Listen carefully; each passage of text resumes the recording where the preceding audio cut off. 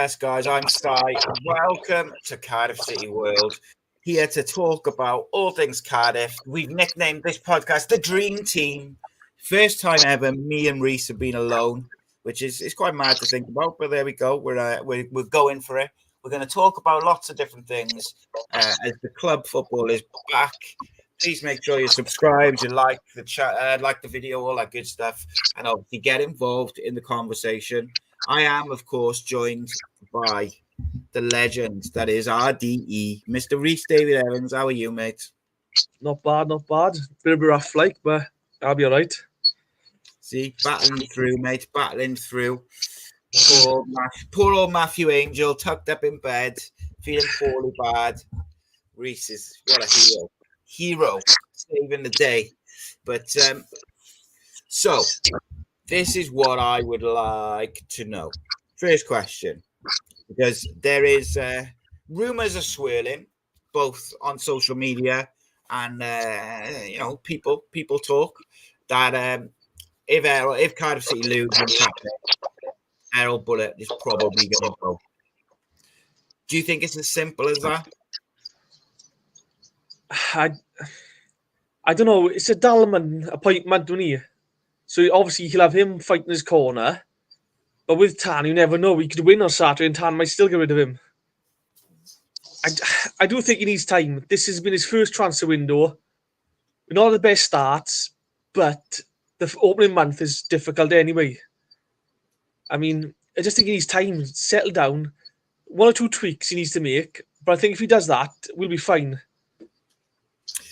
This is the thing, right? So my opinion is, whoever the manager is, I think Cardiff City will finish the season up and around top 10 towards the playoffs. I'm just not entirely sure. I know that I want it. I'm just saying that I don't think that Errol Bulut will see it out, because I see the turn in the fans on social media, which I know the club monitors, which is good and bad. But like, my biggest concern from the first 4 games, not necessarily the results, because on paper it was very easy that we were only going to come out with like a point or 2 from those games. I think what's more worrying is that all the positivity from preseason, from transfers to also to the way we set up in preseason, like the shape and everything, particularly in possession. First game of the season against Sunderland, you could still see it, but it was a little bit more, defensive. Burnley, you could still see it. And then, excluding the EFL game, I think it's disappeared, and it's got worse, like the Swansea first half. And my worry is that under pressure, people revert to type. They go to what they know, and Errol Bulut reverts to a very stagnant 4-2-3-1 with his experienced players. And they're the players who've let him down, in my opinion, a little bit in the first few games. Yeah. And my concern is that if he picks the same sort of 11, because I do think he said changes, but I think the only change he might make is Kanga for Robinson. See, my worry is, let's say the club sack him, like fans are calling for him to go now. First of all, the club are going to appoint Darren Purse. I love Darren Purse. I think I love him as a player at the club. I think he'll be a good manager. But then, what's that say then? He'll have 3 to 4 months, won't be in the playoffs, he'll get sacked. And there'll be someone else again. And it's continuous sacking of managers. We've had 1 good season in the last 3 years, 1 decent season. And fans now saying we need to sack the manager or change it. I just think we need to take some time. Like, we're panicking again. I don't know. The opening month, I mean, Burnley, let's be honest, they're going to storm the league this year. You can see that. Swansea second half, I thought we were brilliant. We should have won that game second half. I thought first half we were very poor. But second half, it was a different side. Sunderland, they're a good side anyway. I mean, there's the same level from last season, and I've said before, if they didn't hire Michael Beale and sack Tony Mowbray, they'd be in playoffs. They're a strong side. I mean, Borough and the Cardiff are a good side. But again, I just think we're panicking already and we're like 4 games into it. Coventry were bottom after 10 games, 2 seasons in a row. They finished just outside the playoffs last year, and the year before they got the playoff final. Just give him time. I think he's trying to figure out his best 11 and where they need to play. I think, let's be honest, we didn't have Kanga pre-season, we didn't have El Ghazi pre-season, we didn't have Willock really much pre-season. So these players are still playing catch-up as well. I do think he needs to drop 1 or 2 of them. I do think he needs to alter 1 or 2 things tactically. But I think we've got a strong side. I think he can get us up the top half the table. Top 10 would be brilliant.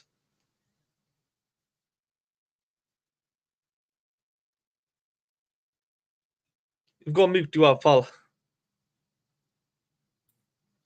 I still think, right, he's the man for the job, but yeah, I do caveat that with, I said a couple of times that over last year and this year, if he fails, it's kind of on him for not adjusting what he's doing. His stubbornness will be his downfall. Mate, do you happen to have any headphones by any chance? It's just feeding back on through the screen on your thing. If you haven't, no, I haven't. Right. All you need to do, mate, is when I talk, just mute your thing. It's just it's just feeding it. Just in the bottom. Oh, I can do it for you, mate. Actually, it's fine. It's not your fault, mate. It's the technology, mate. So yeah. So like for me, I just think his stubbornness will be his downfall if he fails. I still believe he's got it in him. I look at last season, in the first part of the season when we were real good, and tactically he was real clever. Like he adjusted little things, moved positions. Perry NG was like inverting in some games in those early games to give us a bit of a protection to allow Ramsey to get on the ball further up the pitch. But also, it's frustrating as a fan to watch when you're looking at it. And since Christmas now, whenever Ruben Colwill's been in the side, I'm not saying that he's been the best player or he does everything right, but generally speaking, since Christmas, when Ruben Colwill's on the pitch for Cardiff City, we look better as a team. We function better in the attacking third. We generally look more likely to score when he's on the pitch and when he's not. And then when you add in the form he's been in the EFL Cup, when he has come on against Swansea, he's made a difference. For him to have not started a game yet, when Aaron Ramsey's been kind of struggling a little bit, although I do think that's partly because of what's around him. You know, Siopis is trying to do too much. And, you know, there's other players. You know, Mate hasn't been great, let's be honest. And when you then, if you're Ruben Colwill, you must be sitting there thinking, like, what have I got to do to get a start? But I know me and you slightly disagree on Ruben, so I'm going to be quite interested for your response. But you crack on, mate, now. As I unmute you. Well, for me, Ruben plays best when you got men staying wide. For me, it's obvious. When Tana came on against Bristol Rovers, we looked better because he had someone out wide to pass to. It spreads the defence, it pulls players out of position, then Ruben can make the runs, rained off mid-runs through the lines. I think when Ruben plays the likes of Mate and Willock, they're so narrow that he's looking for width to pass to, and he can't. As soon as he makes that pass, the defenders are on him. So he needs someone to stay wide, out-and-out wingers. I mean, last year, we had Bowler, who would get the ball off him, stop, cut back. If we had a winger who would run past the defender, I mean, Ruben would be feeding him all day long. I just think there's no point playing Ruben when you got inverted inside forwards who are too narrow, and then you got Kanga up top who's not mobile. He can't do the run, make the runs. Robertson can. Second half against Swansea, Robertson come on, and you could see Ruben was linking play up with him, feeding balls through. He was running the channels, working the defence. They panicked. They were crumbling at that point, the defence were. They couldn't handle the pace, the mobility. I just think Ruben needs the right players around him that we've got, but we just don't see the play in the right positions or right tactically. I'd love to see El Ghazi play on the right-hand side now and O'Dowd to stay on the left. Tell him to stay wide, stay high. No matter what happens, dropping back, stay forward, stay wide. Just let Ruben get the ball and feed them. That's all we got to do. Yeah, it was interesting to me is like And what I don't accept, actually, is in his Errol Bulut's quotes after the last game against Borough, he kind of implied that he wanted to sign pace and we lacked pace. But I don't accept that because we do have pace. We do have players who've got the legs to do things, but he isn't playing them or he isn't using them appropriately. And I think it's disingenuous to say, oh, I wanted to sign a pace player when the window's shut, going, I wanted to sign pace players, but we couldn't. When you've got Ollie Tanner, sat on the bench, who's done very well when he's come on. You've got Robertson, who's let's face it, he's the legs in the midfield because you've got a load of 30-year-olds otherwise. And he keeps taking him off. Ruben, athletic and big and strong and quick, has not really got a look in. Willock's no slouch, but O'Dowda's no slouch. You got Pacquiao, who we've sent Raheem Conte on loan, but we've kept Pacquiao. But even he doesn't seem to fancy playing him, and I don't really accept that excuse. I think he's got a squad that's capable of competing. What I think he needs to do is he needs to pick players, and I said this on Sunday show. He's got to pick players on form, not, I can trust this guy or this guy's been good for me historically. It's got to be who's in form, who's ready, and who's going to be the best for this game. So, Robinson, for me, should have started every game so far this season. And Kanga should have been coming on 20 minutes against tired defenders. Hopefully he gets a goal to get his confidence up. Because I see him trudge off after 60 minutes each game, Kanga. And I just think, he's not fit. Because you can tell he's not fit. He's almost limping as he's running, jogging around. And you just think, well, what's he getting out of it? Because I don't think he's particularly looking more fit as the games go. He's just getting less confidence because he's going another hour without a goal. And I agree with you on the wingers. I'm so fed up of all teams, but particularly Cardiff, playing inverted wingers. We would look a different team if the only changes he made was to play Tanner or O'Dowda on the left and, Willock or a right-footed winger on the right. And that would change the whole dynamic of the side straight away. And I think that's frustrating to me because we don't create anything. And equally, just the last thing before I pass back to you, mate, is for me, what we saw from Reindorf in his cameo versus Bristol and what we saw from Reindorf in his performance versus Southampton, you can't tell me he's not worth a place on the bench when you need a goal. All right, he might not be ready to start in the Premier League, Championship, sorry. But at the moment, Kanga doesn't look ready to start in the Championship. So at least Reindorf will come on and he's mobile and he'll put himself about and he'll press and he's got that energy which makes defenders panic, and he's direct and he's raw. So Errol Bulut's got some big decisions to make because I'll talk to you about the Ramsey thing in a minute, but what do you make of kind of what I just said there, mate? I agree with Reindorf. It's one of those, right? If you've got Robertson, give him a run of games because you can't expect him to show up for 60 minutes, 70 minutes, not score, take him off and drop him next week. He needs a run of games. If you have Robertson play 70 minutes of a game, the last 20 minutes and a tight defence, and you got Reindorf on, he's going to run him ragged. He's going to run in behind them. They're going to give fouls away. It's the same with the wingers. You haven't got to have pace necessarily. Just stay wide, be direct. If you're direct running the channels, one, the defence are either going to show you out wide and they can whip a ball in, let you come on the inside, get a ball in, or they're going to try and foul you. Free kick, set piece, we've got a big side. It's just simple things. We've been playing for a while now, an inverted full back with Perry going up to the halfway line. He's not got the pace to track back, and you can see it often, the ball over the top. Some teams hit us on the counter with it. It's just, it drags out the defence out of position. You've got Chambers trying to cut across then.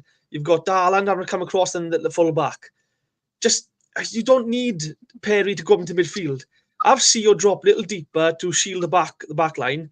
Allow the full backs to push up to the halfway line. I mean, it's just simple things. Reindorf should be on the bench ahead of Kanga for me. Kanga doesn't look, I just don't think he looks mobile enough. If you're not fit enough, put yourself about. he just doesn't seem to do that either. No. And the other thing, right, this is why I think the decision to loan out Raheem Conte was absolutely bizarre, because if you have Raheem Conte on the bench, I've said this a few times, I'm just going to say it again for anyone who hasn't sort of seen it or heard it. You're going to have a keeper on the bench. You're going to have a centre-back on the bench, which is probably going to be Gutas. And then if you've got Raheem Conte on the bench, you don't need another defender on the bench, which means the rest of your subs can be midfielders, wingers, and attackers. The more options you've got creatively, the better. So you're going to have, say, Joe Rawls will be on the bench. So if you need like a deeper lying midfielder to come on, he's there. And then it can be wingers, attackers. Like, you want as many options as you can in case things aren't going your way.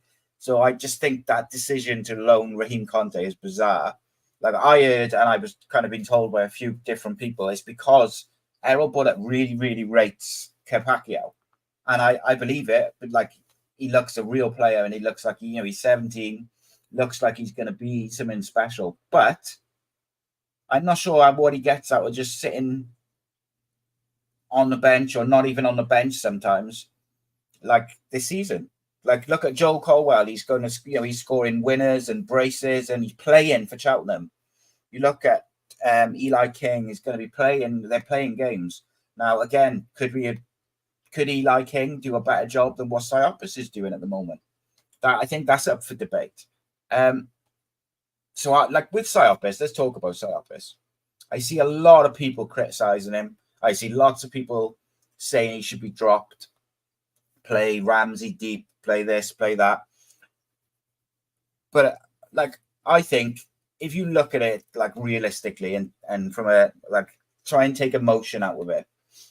If you take Siopis out of there, the only player you can play there, which will do the job required from your sort of deepest midfielder, is Joe Rawls. I think all the others, maybe Alex Robertson. I haven't seen Alex Robertson play as a 6, so I couldn't say for definite. But his best position is as the number 8 as a box-to-box midfielder, and I think we'll see more and more from him if he plays there and just keeps him on. But like, for me, I think you've got to be very, very careful dropping Siopis, because you've got to have someone in there who's going to do the dirty work. And I just, like you say, I see a lot of people suggesting Aaron Ramsey play alongside Robertson with Ruben in front. Aaron Ramsey is a phenomenal footballer, and he reads the game incredibly well. And maybe, he'll suddenly go into that position and he'll be like Stephen McPhail, pinging passes about reading the game, intercepting it. But I'm not sure. Like, when he's played for Wales in a deep midfield, he gets overrun even more so than we already do. And I think you got to be just got to be hold your horses on Siopis. What I do think he needs to do is, I think Errol Bulut needs to get in Siopis' ear and say, protect the defense, do your defensive work. When you win the ball back, play a simple 2-3 yard ball to Robertson, to Darland, to Chambers. The real ball players we've got, because we've got a real selection of genuinely good passers in the deep areas. So Siopis doesn't need to try and play a Hollywood pass, like diagonal 40 yards through the lines and lose the ball and leave us exposed. So I agree that he hasn't been great. I disagree that he should be dropped unless Joe Rawls is fit. Then I would play Rawls and Robertson on Saturday. But Siopis, mate, where do you stand on him? So yeah, I really like Siopis. I think the big mistake the club made this summer was they got rid of Eli King and Ryan Wintle. I loved Wintle. I just thought CEO did the job he does better, and they couldn't play together. The only problem is now CEO's got no competition. There's no one there now. If he has 3 or 4 bad games, there's no one there now who's going to come up and say, "Oh, I'm playing next week." There's no one pushing him. That's a big issue with there. I think Robertson looks like a quality number 8, and I think with CEO, I think he needs to drop a bit deeper. He seems to come forward quite often, like a box-to-box thing, but he doesn't need to come forward. He leaves us a bit exposed because he's such a short guy as well. He can get muscle too easy. Just drop it deeper a bit. My big issue is, though, CEO's had a few bad games. Bulut was atrocious against Southampton. I don't know what's happened to him. His head's dropped. But Bulut says nothing. But last year, it was Tanner doesn't work hard enough. Robertson's not working hard enough. This year, Tanner's too fat. He needs to lose weight. It comes across. Yeah. Why CEO needs to work harder? Bulut needs to pick his game up. Why are you saying Horvath needs to start shaping up and commanding the defence a bit better? He seems to pick one or two players, and it does frustrate me because I'm thinking, you're picking on the players who are there to change the game for us, who should be starting. No offence, if I was Tanner now, how would I feel going out every game thinking, oh, my manager thinks I'm fat, doesn't think I work hard enough, doesn't think I'm fit enough? It's so frustrating, but again, I love CEO. I just think we made a mistake getting rid of both Wintle and Eli King when there's no one else there that does that role for him. Roles, like you said, maybe can do it. The problem is that you need legs for that position, I think. I mean, you used to have Gavin Ray do it. We never really replaced Aaron Gunnarsson. CEO does a good job, but he's never going to be Aaron Gunnarsson. I love CEO, but he's not that level. You need mobility to do that role. He has mobility, but Rawls hasn't. And you mentioned Ramsey, but there. I don't think Ramsey can play a 6. I think if he plays deeper, he needs 2 men in front of him in a 6 and an 8, so he can have a deep lie-in position where the old McPhail one was. I think Ramsey's best position for us is a 10, but a free roll number 10, so he can slowly drift in and out of the pockets. I mean, if you look at Swansea home last year, he was outstanding that game simply because he stayed forward. So when we won the ball back, we had someone to pass on to. He got the ball. He looked out wide. You had players either wing and Tana staying wide as well, so he could spread the ball. The defence was all over the place that game. You had, wasn't it Tete? I can't think it was striker for us last. It might have been a Tete, but a striker behind the feed on behind, running behind the defender. So I think Ramsey does need a 10 role. I think Ruben's earned the right to start ahead of him, though. I won't begrudge him for that. I think Ramsey probably be more effective coming on 70 minutes, 80 minutes, a tighter defence, feeding balls through to like a Reindorf, who can get on the end of them. K Parker one, I loved him. I think, is it Penabont maybe? He was outstanding in that pre-season. We went down there and we'd never heard of him before, but he was fantastic. He looks like a proper player. I mean, we're crying out for a left back. We've been playing Joel Bagan at centre half in cup games he's a left back. We're playing our most direct winger at left back now. I love Perry, but he's struggling. If you still want to play him left back and let Capacchio have a go on the right. Just get some more fresh legs there. I mean, the fans, if you're like, no offence, if you're Gudas now and you make a few mistakes, fans will turn on you. If you're an academy player and you make mistakes, the fans will forgive you, especially a youngster, because they're learning. We need fresh ideas on the pitch as well, fresher legs. It's a very slow defence we got right now, isn't it? I think we've been caught on a few times of that. I've been really impressed with Darland. I think he finally looks comfortable with the ball.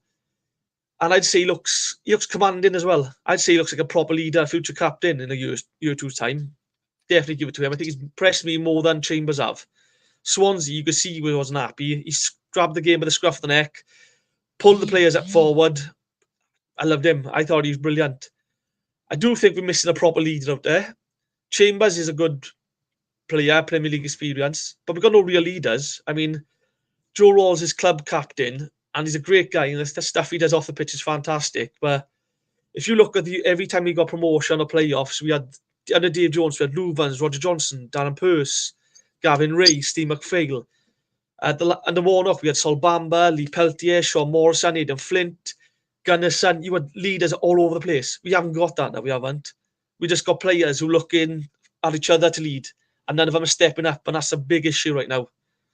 Yeah, no, I agree, mate. And the other thing as well, which I think is a bit of an issue, right, is if you look at the championship table, right, and you look at the teams in the top 10, or even if you just look at the teams who you expect to be in and around the top 10 at the end of the season, they are all playing young, athletic, mobile, technically good footballers, no matter what age they are. Sunderland signed a 17-year-old. I've got a 17, 18-year-old who's quality. He starts or he comes off the bench. But like Cardiff, historically, we do seem to be reluctant to give young players a go. We got this crop coming through, and like I just thought in pre-season, I was looking at the players he was bringing in, and I thought this is a real good mix of youth and experience on top of what we've got.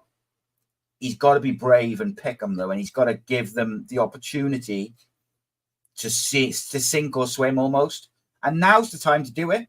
Not at the end of the season or not in the middle of the season when the pressure's on and you're whatever, the points are like drastically impactful. So like, you've got like these must-win games around Christmas. You don't try your youngsters then. You got to bed them in, and now's the time to do it. It's frustrating, mate, because I think people like Aaron Ramsey, Joe Rawls, Gutas, last year in that Southampton game when Giles, Conte, Ruben, when they all came on, those experienced players suddenly looked full of ideas, full of energy. They were genuinely revitalized by having youth around them.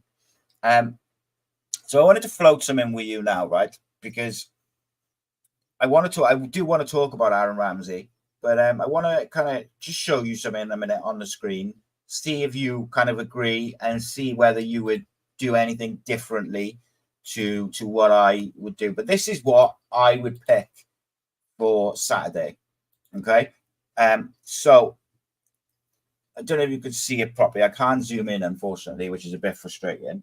But let's see if I can get it a bit bigger.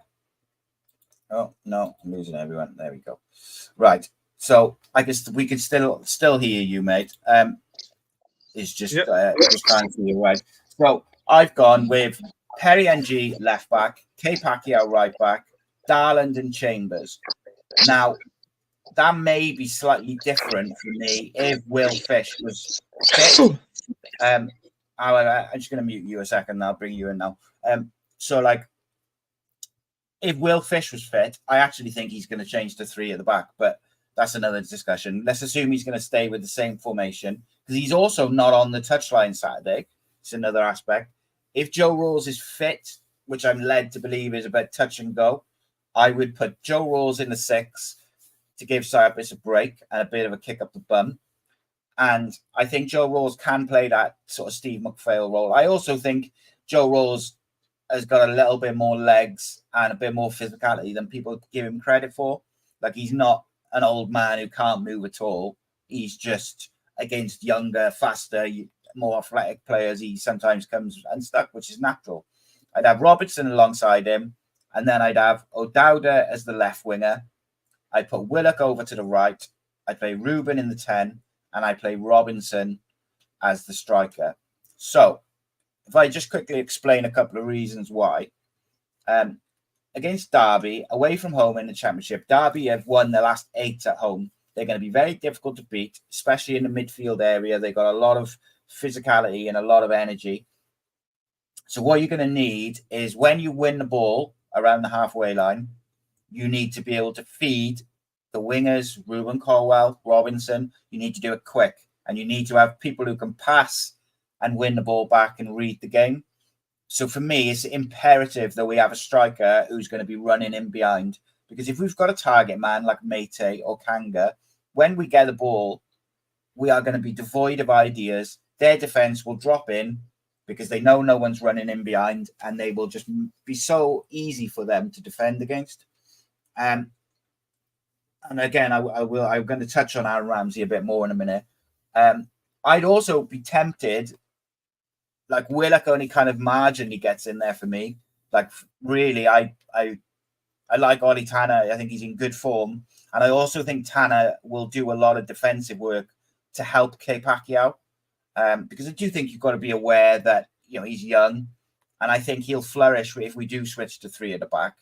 But it's frustrating because I did a thing the other day saying, like, 4-2-3-1 evolved from 4-3-3, which evolved from like 4-5-1, and it evolved into a 4-2-3-1 because it's supposed to be more fluid So it's defensively stable, but also can be offensively kind of fluid and a lot of movement. But Reese, what do you make of that team? What do you make of what I just said? And also, what changes would you make to that? I like that lineup. I like that setup. I drop Willock for El Ghazi. I think give him a start. My wingers would be wider, I'd say. Keep them wide. Rolls don't go further than the halfway line. Robson don't go further than the 18-yard box. Just lurk outside the box if you need to. Get on the end of things. Ruben stay forward to get the ball, which is what you want. The full-backs don't go further than the halfway line. That way then, when on the attack, it's a 5-man attack, and we defensively, we're solid then. We've got a 5-man cover hit on the counter. Me personally, I'd like to see Tana give a go at I'd keep Darland in the centre half a bit further deeper, so we don't get hit with the ball over the top. But I wouldn't mind seeing Tana have a go at 10. I think Tana looks like a natural number 10 for me as well. I think he does a great job coming off on the wing. I'd love to see him have a go at 10 now and again, maybe in the cup games, but they've gone now. But yeah, I think that would be brilliant. You keep your wide men wide, stay wide, don't come inside until the ball's in the final third, then you can come inside. If you look at, I hate to say it, but if you look at Swansea play, they keep their full-backs really wide, their wingers wide, and it's until the last final third where the wingers cut inside the box and start making runs. All of a sudden, they've overloaded the box.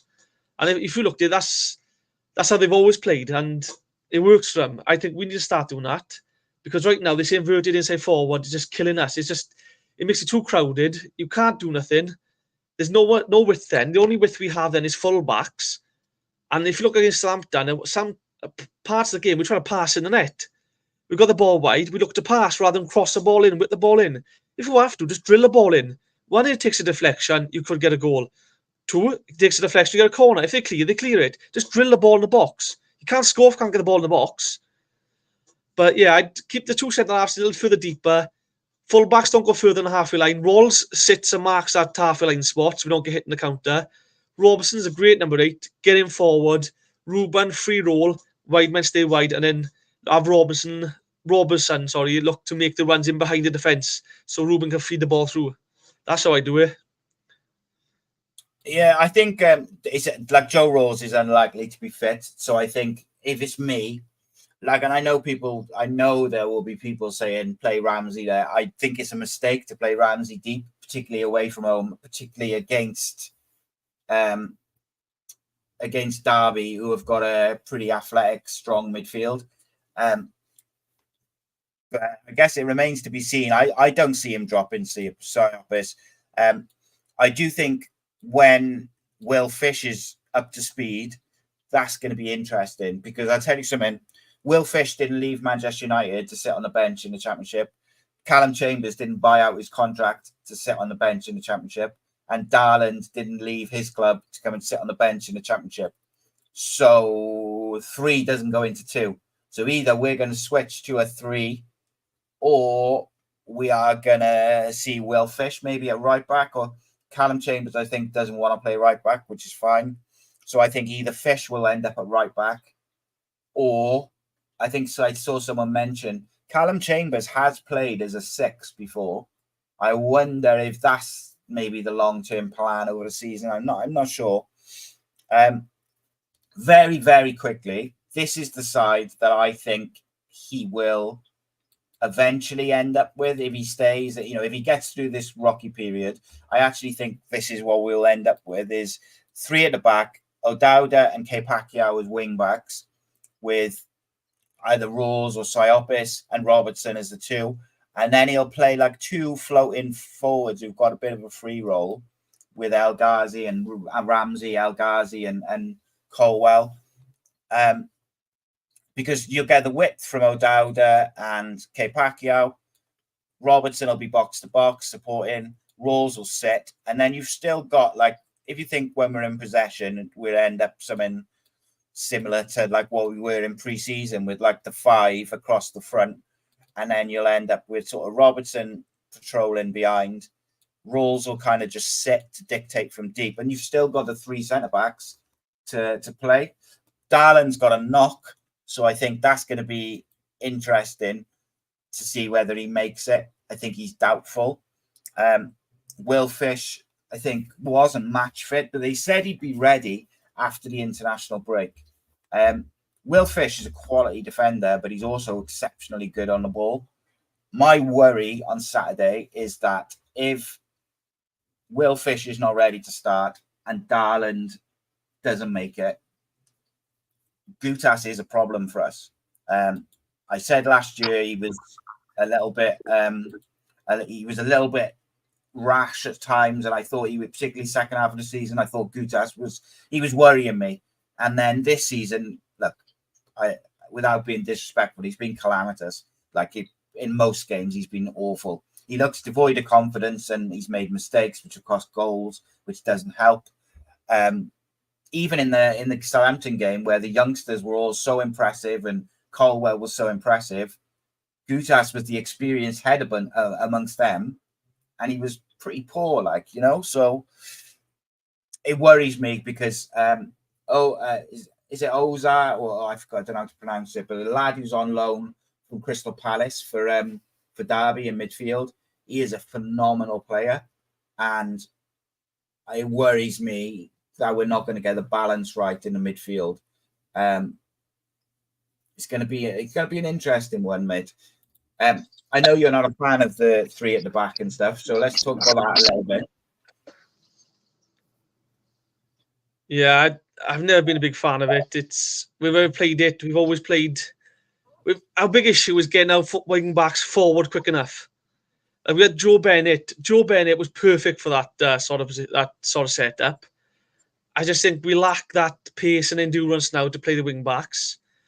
My biggest issue, though, is I don't know what to call it. It's addiction to passing it up from the keeper. If you look at Swansea, right, we would pass it out, and they'd have 2 strikers on the edge of the box, and their wingers be ready to close down the full backs. You'd hove off the passes straight to Chambers, straight to NG, and he'd have to lump it along because he was closed down too quick. You need a keeper who's got confidence and who knows when to just lump it. But we just don't. We got a keeper who's devoid of confidence and we can't drop because he might break him, which is a ridiculous thing to say. I mean, we've got Alwick on the bench, who for me is a much better shot stopper. He's got a better command of the defence. But with the back 5, I think you need a lot of mobility. I think one issue we do have is a lack of mobility. I mean, I wouldn't say Chambers is quick. I think you need a younger, fresher wing backs if you do it. I don't see a place for Ramsey in that setup if we do that as well. I think he struggles in that sort of setup. I mean, he played his best football in the Euros 2016. They played that setup, but he was younger then. He could run. He had pace, everything. Now we haven't got it. I don't think he does well there. I think Ruben needs wide men around him. He needs someone ahead of him to pass the ball on to. I just don't know.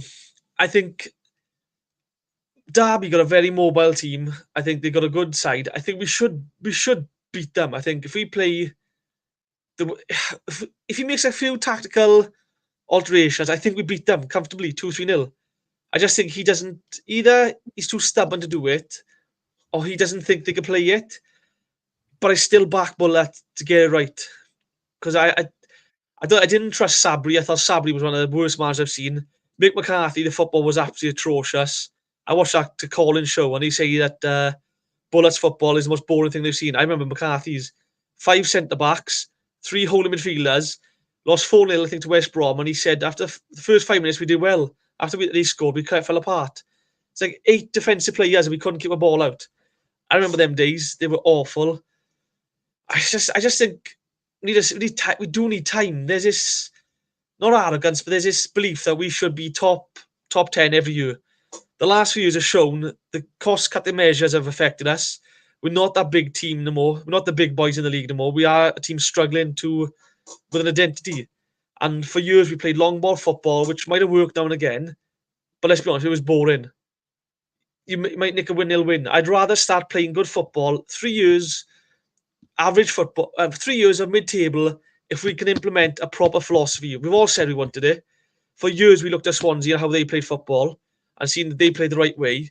And for years, we looked at ours, lumping along football and thinking, this is awful. We need to change it. And we need to give the man time to change it. I just think 1 month into the game, 1 month into the season, 4 games in. Come on, let's just take a breath. Like, just you give a man just 10 games to see where you are. I mean, let's be honest, if you do make the change after 10 games, there's still another 36 to go. Or 38 to go. 36 to go, sorry. So you've got plenty of time. Yeah, it's tricky, isn't it? Because football's emotional, it's passionate, and people get frustrated and it all comes out. But like when you break it down, right? He kept us up, he stabilized us last year with all sorts of stuff going on behind the scenes, transfer embargo, all this different stuff. Not knowing if he was going to be here this year, like it all played into it. So he did a tremendous job to stabilize the club. Then in the summer, they've taken their time and whatever, and we've appointed him, we've given him a contract, and then we've backed him, which in my opinion, we are now at the moment have the best squad we've had for a good few years. The only thing lacking, I think, is like that out and out number 9 who can score goals. And there's places in the squad which you could improve. I'm just saying overall, when you look at it, I think the quality in the squad is there. Now, with 4 games in, after just giving him a new contract, he signed 8 new players, half of which either haven't featured or have only featured in bits and pieces. So I agree, like we've been saying, like when we appointed this manager, it's got to be a 2-3 year rebuild. It's going to take time. Then add in the fact that last year he played this possession-based football, implemented that, but then towards the end of the season, he's been told you need to be more aggressive at home. You need to be playing a bit more attacking football. So he's taken that on board. They've brought in a different assistant manager. It takes a bit of time. It takes more than 4 games to get it all how he wants it. But I think you have to also see, has there been an improvement in those 4 games in certain aspects? Like, are we moving the ball quicker? Well, I would say we did in Burnley and Sunderland, and then we kind of gone back to very slow football. Are we pressing better? Only when the substitutes come on. Are we like creating lots of chances? Not at all. So it's like, yes, you can make all the arguments, and I agree with the most of them, that it'd be ludicrous to sack him after 5 games. But also, sometimes as an owner or a chief executive or whatever, if you just know or you can see that this is not going to work, should you just do it and get someone in who is going to be able to work with this squad? Because I stand by what I said at the start, mate. Regardless of whether it's Errol Bulut or another manager, somebody will get the best out of this squad this year. Somebody will make the tweaks that are needed, because it's only a couple of tweaks to get them to kick on. Will he be able to, has he been able to, in the international break, take a step back, take the emotion out of it and the frustration, and just look at it from a purely analytical point of view and say, and be honest with himself and say, look, I think I've got this wrong sometimes in some of these games, my decision making, my starting lineups. He's going to have been very honest with himself. Now, I know some people will say, by the way, in his press conferences, he never takes responsibility himself. He always blames, someone else, other people, refs, blah, blah, blah, players. Press conferences, I've said this so many times, press conferences are bullshit. You can't believe a word a manager says in a press conference, because it's just rubbish. They're boring, rubbish questions, and it's just trotted out answers. it's very rare that you get something of real sort of substance from a post-match or pre-game press conference. And that's not just Cardiff, that's a worldwide thing. It's just, just a waste of time, to be honest. But it is difficult, mate, because I tell you something, right? As much as me and you can break it down and say, it'd be mad to sack him and all the reasons that I just listed, I can tell you something, mate. He is under incredible pressure. And if on Saturday we put in a performance like we did in the first half against Swansea and against Middlesbrough, Derby will score and they will punish us because they're not terrible, Derby. And if we play like that and we play that style of football and he picks the same sort of 11 and then we lose 2-0 again, he's in trouble, mate. And I don't know what to tell you. I'm not saying it's the right decision. I'm not saying it's the wrong decision. It's just a fact. He is in trouble if that happens. Two things I want to pick up on. So, first of all, we need to press teams. We look at different side when we press teams. Southampton in the Cup, we sat back, they scored 5 goals. We pressed them, we scored 3, and for like 5 minutes, their defence crumbled. It frustrates me when the first half, we sit back, give my pressure, concede. Half-time comes, we go out, press teams, nick a goal. And then he says afterwards then, the first half's not how we want to play. But you just say something and change it up, make sure to play that way. One thing I will say is, though, we are 6 months behind where we should be. Last January, he gave a list of players to the club.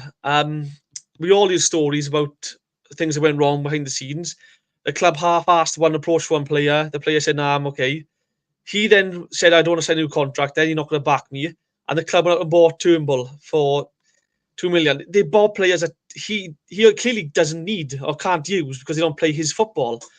I mean, my worry is, say now he does go, we got a new manager come in then, who'll need 4 to 5 months to see like Sabateti's not good enough, to see like Turnbull doesn't fit in the side, to see like Kepaku is good enough.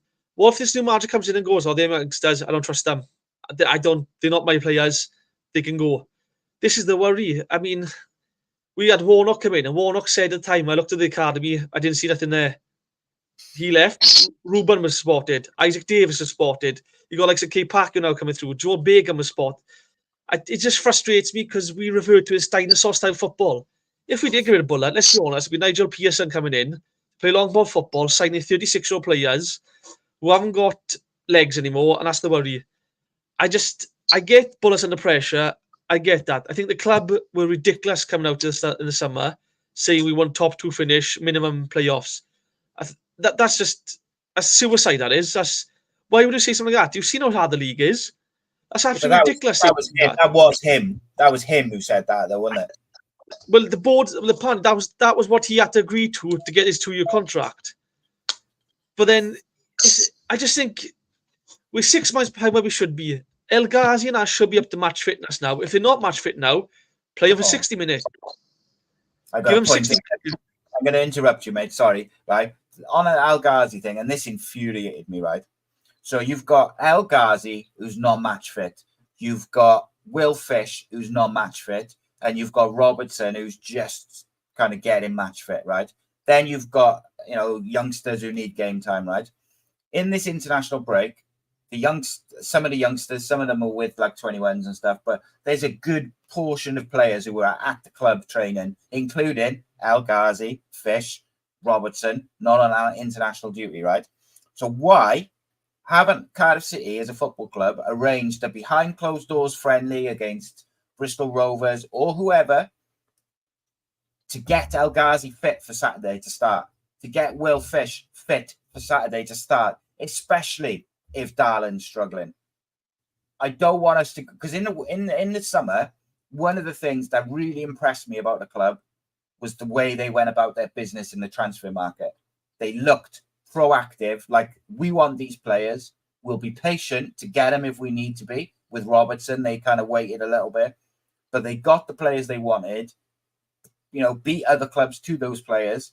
And I thought, wow, we're seeing a bit of a changing of the guard here. They're being a bit more proactive in how they're doing things. Then you saw the change in shape in pre-season, and you're like, here we go, now we're cooking.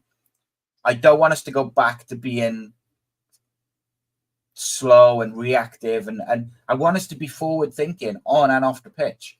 Now, to me, it's an absolute no-brainer to sort out a behind the closed doors friendly to get El Ghazi fit, because El Ghazi could be our Abdel Tarat. He could be our guy who just is the touch paper to everything. Everything comes, like the creativity, everything comes from him. Why aren't we doing everything we can to get him starting football matches? Sorry, I just wanted to interrupt that. That's right. One issue I've got is, so Jamalu Collins flew to Nigeria for the internationals. Didn't even feature. He's coming back. He's tired now. Horvath went to America to play for them. He's coming back tired now. I just think, let's be honest, the club should be saying, look, Jamalu, you're injured, mate. Stay with us, get some more training in your legs, you're fine. You can go back to the next squad, get your game back in time. There's just some of the decisions we made a bit poor. But I don't know. I just think the club just runs very poorly behind the scenes as well. I don't think it's very professional. I mean, would Arsenal let one of their players go out to Africa knowing that he's not going to feature? Would they let David Raya fly to America, for example, to play 2 games, then play on Saturday again? No, if not for friendlies, they wouldn't. We need to start being more professional behind the scenes as well, I reckon, because again, we could have Horvath coming back now with what's the one now when you fly and stuff? Jet lag. Jamalu could be coming back jet lagged. So then O'Dowd's going to be left back, who's just featured for Ireland. I mean, Siopis was up with Greece and a friend. Well, it's the Nations League, but just the players who were there should be. I don't know. I just think it's frustrating to see them players go for their countries knowing they're not going to play. Horvath's not going to play for America. He's not their number one. Why fly out there? He's just going to be on the bench again. I would use this now as an excuse to drop him. See, I would. This would be my excuse to go, look, you need a rest now for a few weeks. Let's start Alnwick, give him a go. And then after a few weeks, go, look, Alnwick's done too good. We're not dropping him now. My issue as well with Kanga is we seem to have reverted to this sort of type striker, this target man, big lump striker, which can work, don't get me wrong. But he's been playing out in Belgium, I think it was, in Europe and stuff, where the leagues are different out there. The championship is fast-paced. You've got to have mobility. In Europe, you've got time on the ball. You can stay, hold the ball up, look to link up play. You haven't got that time in the championship. These players are just, I don't know, it's a different league. You can't expect them to come to the championship and all of a sudden do what, I don't know, strikers around the league are doing. I just think we got players like a Tete now, target man, who's not good enough. Kanga, I'm sorry, I've not seen enough. Robertson is my striker at the minute. He's the best finisher at the club, I reckon. He's got mobility, pace. He's cracking pre-season, and he looks determined to prove Bulut wrong, which is what you want. I don't know. I just think the international break has been a problem for us. I think we've been too unprofessional behind the scenes as well. Well, it's the age-old problem that we've talked about a lot, mate. The lack of football structure at Cardiff City is incredible, because you have the owner, then you've got, Mehmet Dalman's the chairman. He's not there day to day. Kenneth Cho is not there day to day. Then you've got the board. Steve Borley is part of the board. I don't think he's there every day. And then it's nothing really in between that and the manager. There's no structure in place. Like, this is why I find it incredible that we haven't got like a technical director or a director of football, whatever you want to call them these days, to be running the football side day to day, because that's the sort of bloke or person who's going to go, right, Jamalu Collins, you're injured, mate. You ain't going to travel across the world to go and watch a game. However, look, your form hasn't been great. Do you think going to sit on a bench in America for a couple of weeks is the best idea? Should you be staying here to train and work hard to make sure you don't get dropped? Well, I would say that. So, yeah, that lack of football structure is always going to be a thing until it's not, basically, in it. It is what it is. I wanted to pick up on a couple of things in the comments, which I saw. Jeff De La Cruz said, when you build for the long term, you do not build on loose ground. He said, all I've heard is criticism of Bulut's selections, tactics, Bulut's distrust of younger players, Bulut's stubbornness. Yet the fans who suggest he's not the man for the job get told they're wrong. Now, I don't say, right, I would never say that anybody who says they've had enough of Errol Bulut as Cardiff City manager, for whatever their reason is, I would not criticise them. I wouldn't say, look, you're wrong. I don't think, I'm not there yet. I still think if he can get through this next period between now and the next international break and pick up some wins, I think we'll get a bit of momentum. El Ghazi will be fit. Kanga hopefully will get up to speed. Robinson will be scoring goals. Ramsey will start to get a bit of form. Colwill will get time. And suddenly, you know, you got your Robertson. Like Robertson, I think, is going to be a massive part of what we do this year. We need to keep him fit. We need to get him up to speed, because that number 8 position was massive for me in the summer. That was a big problem, almost as big a problem as the number 9. We addressed the number 8. We kind of addressed the number 9, but not sure yet. But to me, I'll say it again, Callum Robinson should be starting until Kanga's up to speed. So give Kanga 15, 20 minutes. If he gets a couple of goals off a bench, it's only going to be good for him and the team. But playing him and just running him into the ground, confidence-wise, I'm not sure is the right way to go. Right, I want to finish up, mate. I want to talk about Aaron Ramsey.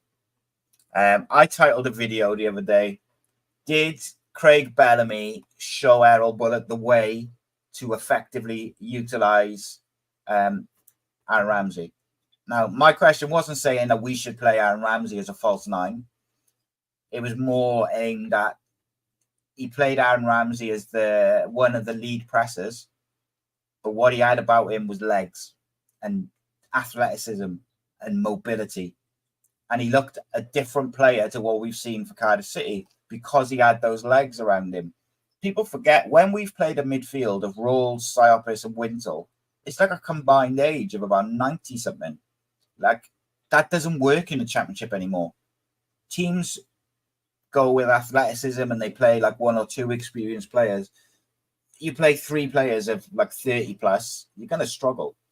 But what did you think, and what do you think of like Aaron Ramsey's start to the season, mate? I think it's a bit slow. I think, for me, this is where the press is so important. Because if you're a defender now and you've got someone pressing you for 90 minutes, right? Not only is it tiring physically, it's mentally exhausting. I mean, if you're just not pressing and you're sitting back, they got time on the ball, they can be composed. Ramsey's effective then, he is, because a tired defence, he can feed balls through and stuff. Swansea last year home, he was so effective because the players around him as well. A very tired Swansea defence that we had under pressure that crumbled. I just think you need the right players around him. Stay wide, stay forward, press teams. It allows him then to be more effective. Because again, if you're sitting back, he's getting the ball in his own half. If he's turning, looking forward, all he's got is one striker ahead of him in Kanga, who's not mobile enough to do anything with it. So then all of a sudden, all Ramsey's passing is to the sideways. So then it looks bad. You need to press teams high up the pitch. And then I think you see the best of Ramsey because you see a more effective Ramsey because of the results of the press. But to the comment about we're saying Bulut and the fans are wrong, I wouldn't say any fan is wrong. But I would say, though, do you really trust the club to make the next appointment right? If you do think Bulut was the wrong choice, look at the previous 3 or 4 management decisions. Do you think the club have had any of them right? So I wouldn't say a fan is wrong, but I just say I don't trust the club to make the right decision. But again, back to Ramsey. Again, you just need to press high, and I think you see the best of Ramsey because you'll see him win the ball back. He'll have players ahead of him. He can pass forward. He can make runs. He can just have a free roll inside the pockets. It begins with the press, I think. And like I said, the tired defence, let's be honest, the tired defence makes mistakes. They crumble. Southampton, we started pressing, like I said. Their defence crumbled for the 5-10 minutes. Then we just sat back again. Swansea, second half, we started pressing the defence. They didn't know what to do with the ball. They couldn't pick a pass. You need to tire them out mentally and physically, and then you see Ramsey at his best, you will. Yeah, I agree. I think like most of all, Aaron Ramsey needs legs around him. Like, it's just, you've got to do it a bit. And not just from a physical point of view, an athletic point of view. You need to have the runners around him to utilize his best asset, which is his vision. His vision is his best asset. The way he reads the game and what he sees that other people don't see. Well, that's no use if everyone stood still. There's got to be more running off the ball, which is something which Bulut did at the start of last season. One of the things that was most noticeable was when Ramsey had the ball or Rose had the ball, the movement around them was really good. And then when we lost the ball, we pressed as a group. As the season went on, the pressing became non-existent and the movement off the ball became non-existent, which is when we've seen that deterioration. And I think that's kind of now carried on. And I say it's carried on.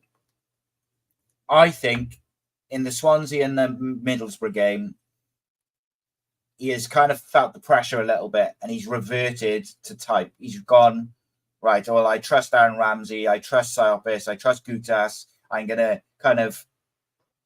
try and implement them and they won't let me down.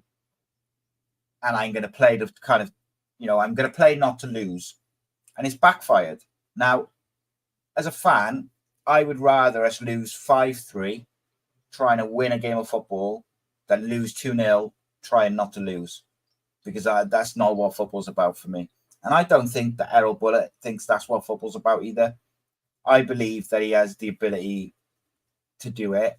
It's whether he can do it under pressure now. Because, without a doubt, he is under pressure.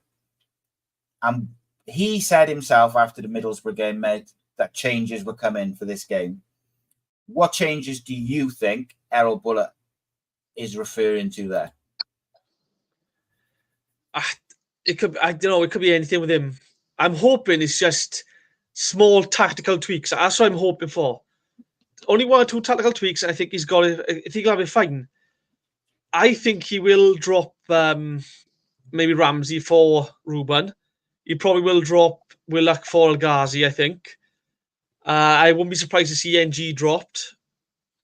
I do think we just drop Horvath, though. But I don't know what he'll change. I just think, again, it's just small little things. You just need to start pressing from the front. And you see, you just said they're not fit enough. Well, if they start doing it for the next 3 or 4 games, by the 5th game, they will be fit enough to do it non-stop. Press in the front, put teams under pressure. We nick the ball, we score goals. Stay players, keep the wingers wide, keep them forward. It's just simple things. I have faith in him. Some of the basic tactical things you need to change. I just think that's all you got to do. I wouldn't be surprised to see him drop to a back 5 though, to show that the defence up a bit. Maybe that means like sort of Gutas comes in now in a back 5. I just think there's a few players at the club I wanted to see go out on loan or leave permanent. Etete should have gone.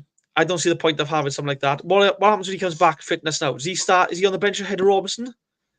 I don't know. Is Joe Bagan going to be on the bench as a centre back now, or is he a wing back? I have no idea. NG has been in Singapore this week. He's coming back tired, so I reckon that's one. I think that'll be one decision already made for him.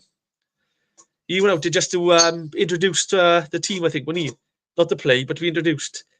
There's him dropped for the weekend, I reckon. But I just think it's just small tactical tweaks. That's all he's got to do. I don't think it's much. Yeah, it's an interesting one. Do you know what? All right, just going. I know we kind of said, like I said, what team I would play on Saturday. But actually, the more I think of it, he's got an out to drop a few players without kind of saying it's because your performances are poor. So without rocking the boat, I guess, like he could drop, he could bring Alnwick in, he could bring Pacquiao in on the right, and Perry, you travelled, I would just start on the bench. Siopis, if Joe Rose was fit, I mean, if Eli King was there, at least Eli King would be putting pressure on Siopis because I do agree with you. Siopis has got no competition, especially with Joe Rose out injured. There's no one who you're like he could play in the 6.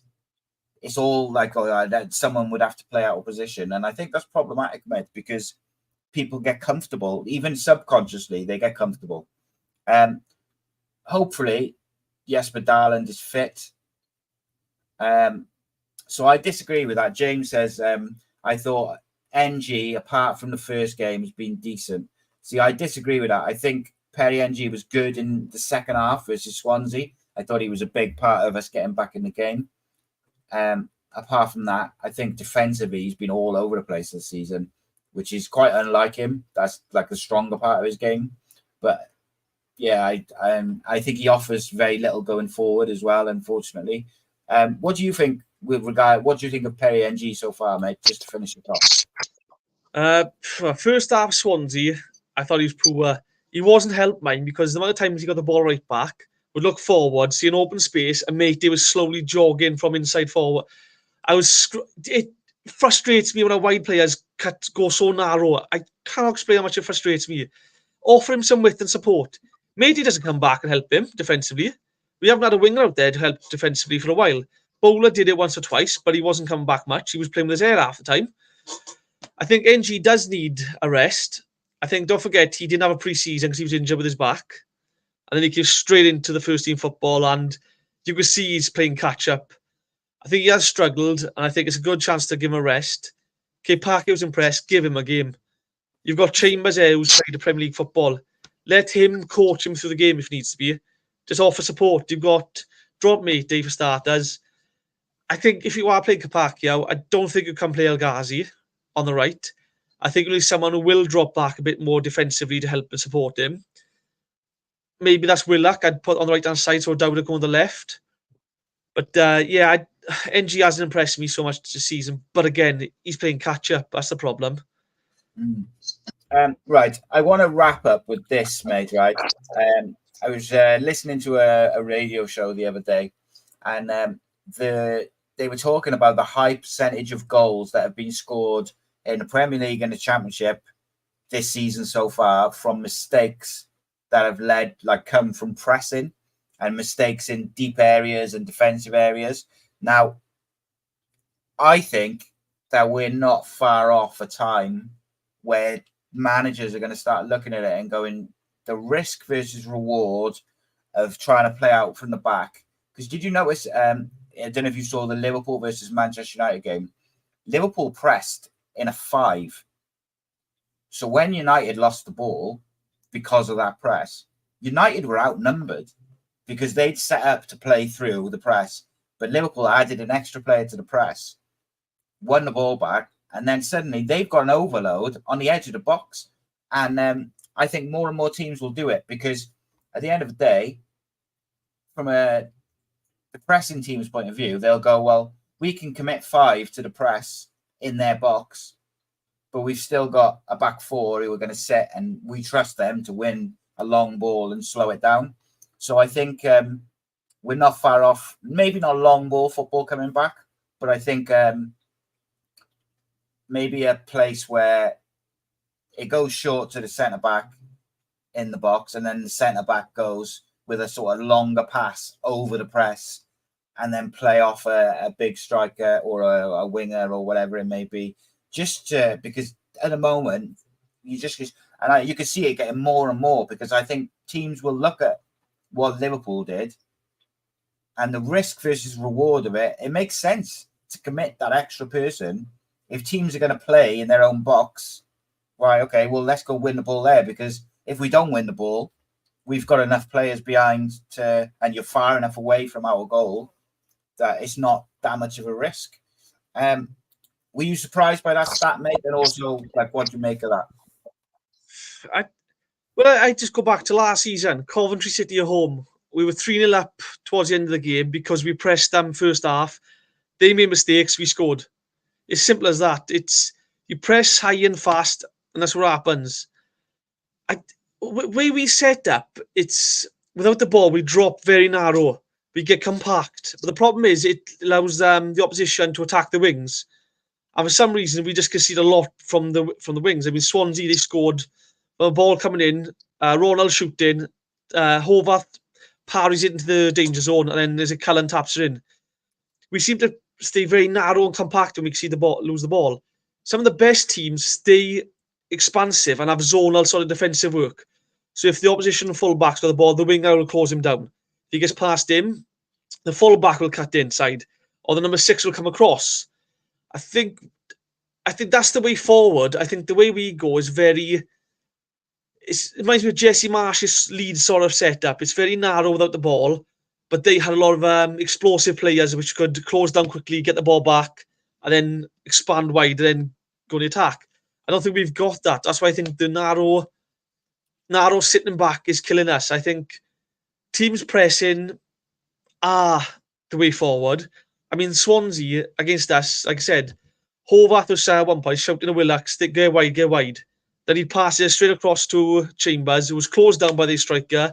What the pass to NG was closed down by Ronald, what just lump it long. And we'd lose the ball, it'd be turnover again. You hit the longest turnover ball. And again, when you're sitting back, inviting pressure, you're just dropping deeper and deeper. It's creating space for the opposition to move into. They're picking passes and we're falling apart. You need to be more expansive. I wouldn't say zonal marking, but more zonal defensively. So, like I said, the winger gets the ball, the fullback gets the ball, our winger closes them down. Liverpool did against United, like we said, they pressed everywhere. As soon as the forward went forward to press, the midfielder would drop into the next player to press him ready for the ball. Just smart things like that. I don't understand why we make things so difficult. The most basic way of football is pass and move. We seem to struggle doing that. So, mate, I saw a video earlier. It was like a compilation of Kenneth Zahor's goals. And look, I'm not saying Kenneth Zahor is anything particularly special, but the passing movement, the speed at which we used to move the ball, like one touch passing, boom, boom, boom, boom. And I was looking at that clip and I was just like, Jesus, when was the last time you saw Cardiff just move the ball that quickly? And that's an issue. A couple of comments quickly. James says, we barely press and we pass from the back. He also says the front twos just seem to mark passing lanes. And yeah, this is something I picked up on a couple of weeks back. Ramsey and Kanga tend to just pick up space rather than press. And I understand they're holding their shape and they're trying to not get dragged out of position to allow teams to play through them. But because we've got such an immobile striker and the lack of urgency, teams just knock it about through us so easily. And we end up then getting exposed. Siopis tries to win the ball back because he's isolated. And then suddenly they're down on the back four. And it's problematic. Betty Bojangles says, get Alnwick in. The keeper's confidence is shot. We can press. We have the players to press. It's whether the manager wants us to press. What will be interesting, mate, is whether we do anything different with Omar Risa on the bench and Errol Bulut in the stands. Give me a prediction, though, mate, for Saturday. I'm going to say 2-0 Cardiff. Oof. I'm going to say... I'm saying Kanga and Ramsey are both on the bench. We start Ruben and Robertson, so we press high from the front. We get a first half goal, then a second half goal. 70 minutes in, Rambo and Kanga come on, and they just bully a tight defence a bit. I think it just sees the game out. But I'm going to say 2-0 Cardiff. I'm confident we can do it. I just think, like I said, a few tactical tweets we've got in us. Nice. Right then, that'll do us for this evening. If you are a member of Ace Podcast Nation, Cardiff City World on Patreon, we dropped a new episode 1 of a new series called Ask Me Anything, where all of you lot asked, or all the members ask the questions. They can ask about absolutely anything. As you can imagine, Rhodri Giggs' one was very, very interesting. And he didn't shy away from any questions, as is his personality. But that was episode 1. We'll have one from all the team, including Reese now. So it'll be interesting where you get to ask him anything and that. And also, as a member, you get early access to tickets to live events, 24 hours, which means basically if you want a ticket and they go quickly, which I think the next 2 will probably go quite quick, you're pretty much guaranteed a ticket at that point. So it's worth it for a cup of coffee per month. And of course, it helps keeps the lights on, as it were. But most importantly on that, in fact, if you're thinking of becoming a member, do you know what? I would rather you donate it to Saul Bamber's GoFundMe tribute link. The link is below. It's in the description, I believe, as well. It's all over my socials. Last time I looked, it was close to $5,000. Tremendous effort by everyone. And I look to, like, it's going to be a fantastic tribute to a fantastic man. And I hopefully we can just raise as much as possible to make that as special as possible. More things coming. Cardiff City World, my Ace Podcast Nation, lots and lots of good stuff, including hopefully in the next week or so, we'll start production on a little film about a Cardiff City legend and his career. Really looking forward to getting that done and celebrating 125 years of Cardiff City. And we'll finish on this, mate. EJ Does Fitness says, at this point, start round off. There you go. Reese, pleasure. Thank you, mate. Thank you. Upper floor.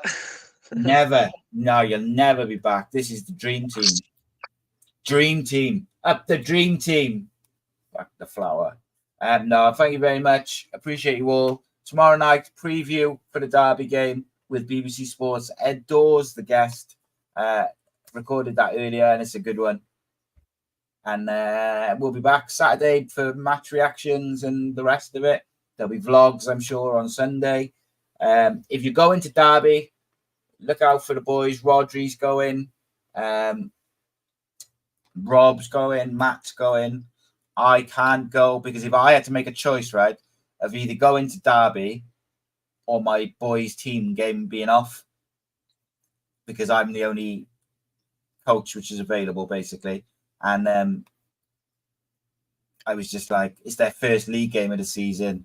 I felt guilty, so I went with them because their game would have been off. But I'm gutted because I was really looking forward to going up to Derby. I got friends up there. My friends are going. Disappointing, but I'm sure we'll be doing some more giveaways very soon as well. So look out for those. Nice one, Reese. Thank you, mate. Welcome. Thank you.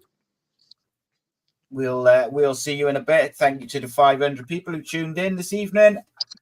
See you soon.